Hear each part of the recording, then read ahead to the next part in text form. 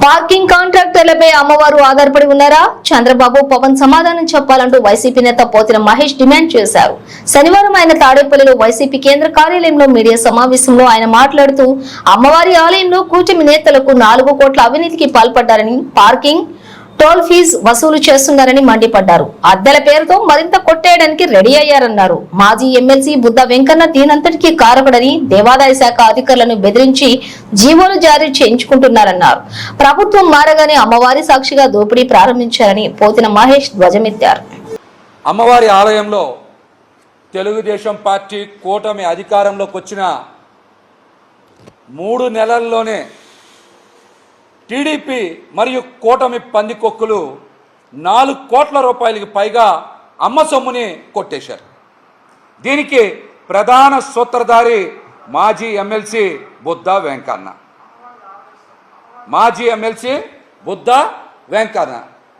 ఒకటి, పార్కింగ్ కాంట్రాక్టులో అసలు 6 నెలల పాటు ఎటువంటి కాంట్రాక్ట్ రుసుము అమ్మవారి ఆలయానికి చెల్లించకుండా ఫ్రీగా భక్తుల దగ్గర నుంచి పార్కింగ్ ఫీజు, టోల్ ఫీజు వసూలు చేసుకోమని కోట్ల రూపాయలు అమ్మవారి భక్తుల దగ్గర నుంచి కొట్టేయడానికి నిన్ననే 9వ తారీఖున ఒక ఆర్డర్ ఇచ్చారు ఎండోమెంట్ కమిషనర్ గారు. ఒకటి. రెండోది, కనకదుర్గా నగర్లో 24 షాపులు కనకదుర్గా నగర్లోనే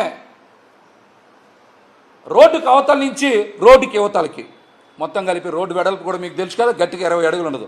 మార్చినందుకు అద్దె తగ్గించాలని చెప్పి 40% అద్దె తగ్గించాలని చెప్పి అక్కడ 1 కోటి రూపాయలు, మొత్తం కలిపి 4 కోట్ల రూపాయలకి పైగా అమ్మవారి సొమ్ముని కొట్టేయడానికి అనుమతులైతే ఇచ్చారు. దీనికి ప్రధాన సూత్రధారి మాత్రం మాజీ ఎమ్మెల్సీ బుద్ధ వెంకన్న. అమ్మవారి ఆలయంలో అధికారుల్ని బ్లాక్మెయిల్ చేస్తూ, బెదిరిస్తూ, ఇది మా టీడీపీ, జనసేన, బీజేపీ ప్రభుత్వం అని, మేము చెప్పిందే మీరు వినాలని, వినకపోతే ఊరుకోమని అమ్మవారి ఆలయ అధికారులనే కాదు, ఎండోమెంట్ కమిషనర్ గారి కార్యాలయంలో అధికారులను కూడా బెదిరించి హుకుం జారీ చేస్తూ ఉన్నారు.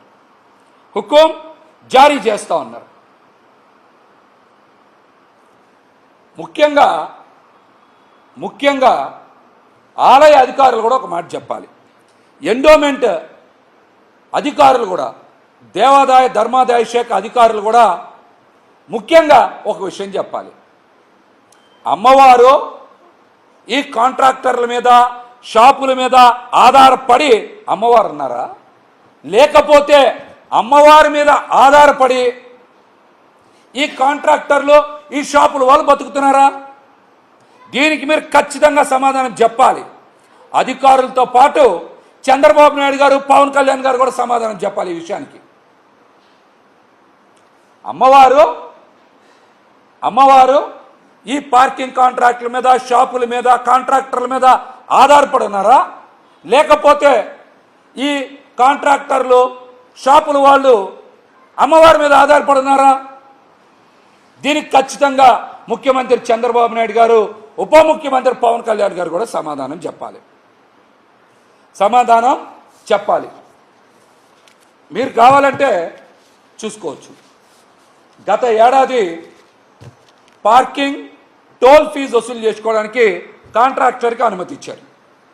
ఒక ఏడాదికి 1,59,00,000 రూపాయలు లీజ్ అమౌంట్, దానికి 18% GST చెల్లించాలి. మొత్తం కలిపి ఏడాదికి 1,87,00,000 చెల్లించాలి.